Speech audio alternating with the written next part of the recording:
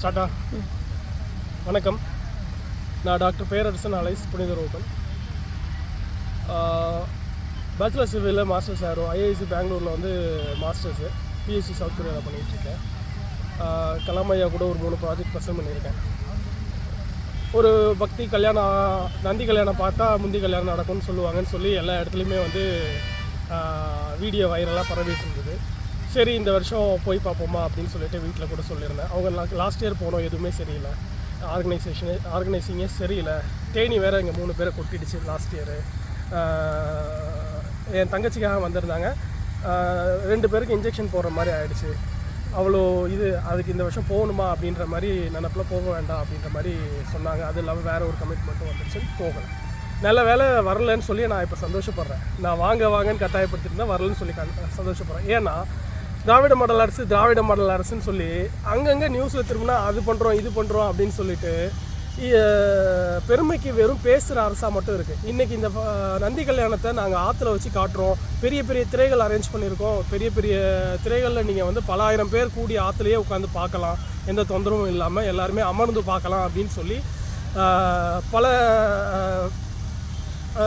Satellite சேனல்ஸ்லாம் வந்து திராவிட மீடியாக்கள் வந்து சொல்லி பரப்பி கூட்டத்தை இங்கே வர வச்சுருக்காங்க இன்றைக்கி இன்டென்ஷன்லாம். ஆனால் அவங்க சொன்ன வார்த்தையை காப்பாற்றி ஆற்றுல வச்சாங்களா அப்படின்னு கேட்டால் இல்லை. அது எத்தனை பேருக்கு இப்போ நான் வந்து 3.5 மணி நேரமாக வந்து படிக்கட்டுக்கிட்ட சாமியை பார்க்க முடியாமல் 3.5 மணி நேரமாக கூட்டம் தள்ளி அங்கேயே நின்றுட்டுருக்கேன். மூச்சு விட முடியல, எனக்கு மயக்கம் வர அளவுக்கு ஆகிடுச்சு, ஆக்சிஜன் பற்றாக்குறை. நானாவது ஒரு ஆவரேஜ் ஹைட்டில் இருக்கேன். குட்டையாக இருக்கவங்களோட ப்ராப்ளம் என்னவாக இருக்கும்? காற்று வருமா? முதல்ல இங்கே ஸ்டாம்பேட் நடந்துருவோம் அப்படின்னு சொல்லி நான் எதிர்பார்த்தேன் கண்டிப்பாக. ஆனால் நல்ல வேலை சாமி புண்ணியத்தில் நடக்கலை. திருவையாறு ஐயாரப்பனும் இங்கே இருக்கிற வைத்தியநாதன் இதை காப்பாற்றி விட்டாங்க. இப்படி எல்லா இடத்துலையும் காப்பாற்றிட்டு இருக்க மாட்டாங்க. நீங்கள் எதனால் ஆற்றுல வைக்கிறேன்னு ப்ரொமோட் பண்ணிட்டு இங்கே ஆற்றுல வைக்கலை. நீங்கள் ஆற்றுல வைக்க மாட்டீங்க அப்படின்னா தேவையில்லாத ப்ரொமோஷன் எதுக்கு கொடுத்தீங்க?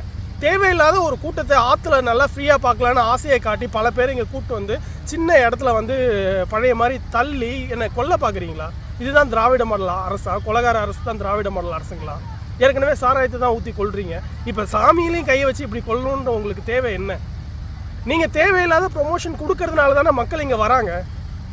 நீங்கள் உங்களுடைய பெருமையை பீத்துறதுக்காக வந்து இங்கே ஆற்றுல பண்ணுறோம், எந்த பிரச்சனையும் இருக்காது, கடைசி லாஸ்ட் இயர் மாதிரி நல்லா ப்ராப்ளமெல்லாம் ஆகாது, எல்லோரும் ஃப்ரீயாக உட்காந்து பார்க்கலாம், நீங்கள் பாட்டுக்கு எதையாவது நியூஸில் கொடுத்துட்டு போயிடுறீங்க உங்கள் திராவிட மீடியாவை வச்சு. அது வந்து மக்களுக்கு நல்லதாக இருக்கா? முதல்ல எதுவுமே இல்லை. அத்தனை பக்தர்களும் இன்றைக்கி கஷ்டப்பட்டு போகிறாங்க. கடைசி லாஸ்ட் வருஷமாவது தண்ணி ஃபெசிலிட்டி ஓரளவுக்கு இருந்ததுன்னாங்க என்னோடய பேரண்ட்ஸ். இந்த வருஷம் ஒன்றுமே இல்லை, அங்கங்கே தண்ணிக்கு தவச்சிக்கிட்டு நிற்கிது மக்கள். நீங்கள் என்னத்தை பண்ணீங்க? மொத்தமாக 2 டாய்லெட் பாக்ஸும் என்ட்ரன்ஸில் அங்கே வச்சுருக்கீங்க. அதை தாண்டி எனக்கு தெரிஞ்சு என் கண்ணுக்கு எதுவுமே படலை. நானும் சுற்றி பார்த்துட்டேன். கோயிலில் இருக்கிற ரெஸ்ட் ரூம்ஸ் தான் இருக்குது, அதை தாண்டி வேறு எங்கேயுமே கழிப்பிடம் இல்லை. இது நீங்கள் இத்தனாயிரம் பேர் இந்த இடத்துல கூட்டுறதுக்கு அவ்வளோ பண்ணியிருக்கோன்றது நீங்கள் கமிஷன் அடிக்கிறதுக்காக பண்ணியிருக்கீங்கன்றது தெளிவாக தெரிஞ்சிடுச்சுப்பா. இதே மாதிரிலாம் இதுக்கப்புறம் தயவு செய்து எந்த பெருமை பீத்தலையும் வந்து இந்த கோயில்லையும் கூட்டுறதுலையும் வந்து நடத்திடாதீங்க. அது வந்து ஸ்டாம்பீடில் மக்கள் கூட்ட நெரிசலில் சாவறதுக்கு தான் வழிவகுக்கும். இது என்னுடைய தாழ்மையான கருத்துலாம் சொல்லவே மாட்டேன். இது என்னுடைய கோபமான கருத்து. நான் வந்து ஆக்ரோஷமாக தான் பேசுகிறேன், ஆக்ரோஷமாக தான் சொல்லுவேன். இது எனக்கு திராவிட மாடல் அரசு மேலே இருக்கிற கோபம்னு நீங்கள் எடுத்துக்கோங்க. நான் உங்களுக்கு எதிர்ப்பாகவே சொல்கிறேன்.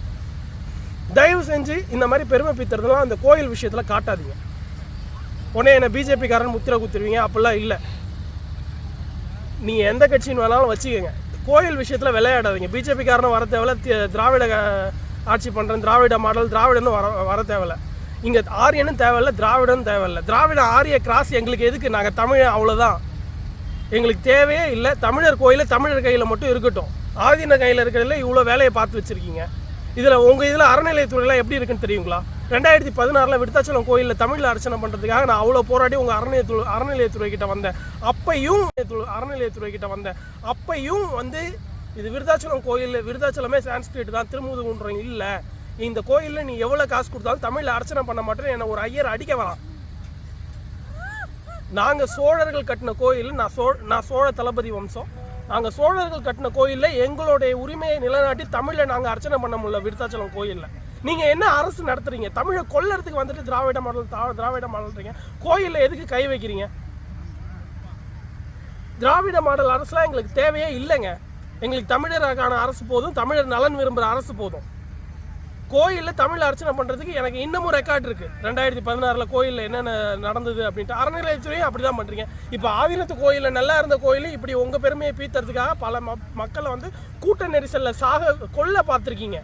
கொலகார கும்பலாக இருந்திருக்கீங்க. தயவு செஞ்சு கெஞ்சி கேட்டுக்கிறேன், இதுக்கப்புறம் இந்த மாதிரி தேவையில்லாத போலி ப்ரொமோஷன்கள்லாம் பண்ணாதீங்க. பண்ணி கூட்டத்தை வந்து கொண்டு வந்து நிறுத்தி கூட்டி கொலை பண்ணுறதுக்கு வேலை பார்த்துருக்கீங்க. அப்பையும் எதுவுமே புதுசாக நடக்கலை. ஆற்றுல உட்கார வச்சு நீங்கள் கோயில் முன்னாடி தான் நடந்தது. அவ்வளோ பேர் 5:30 கல்யாணம் பார்க்குற 9:30 வரைக்கும் கூட்ட நெரிசலில் மூச்சு விட முடியாமல் திணறிட்டு இருந்தாங்க. என் பக்கத்தில் ஒருத்தர் மயக்கம் கூட போட்டு விழுந்தார். அதுக்கப்புறம் பாதி பேர் வெளியே போகிறோன்னு போய் மண்டபத்து மேலே, அதுவும் ஏறக்கூடாதுன்னு சொன்ன மண்டபத்து மேலே ஏறி பார்த்துட்டு இருந்தாங்க. இதெல்லாம் தேவையா? மக்கள் நலன் விரும்புகிற அரசு இதை செய்யாது என்றைக்குமே. நீங்கள் வந்து ஊற்றி கொடுத்து கொள்றீங்க, அதெல்லாம் நான் கேட்கல. கோயிலுக்குள்ளே வராதிங்க தயவு செய்து. நன்றி மக்களே. ஏதாவது தப்பாக பேசியிருந்தால் மன்னிச்சுக்கோங்க. நன்றி.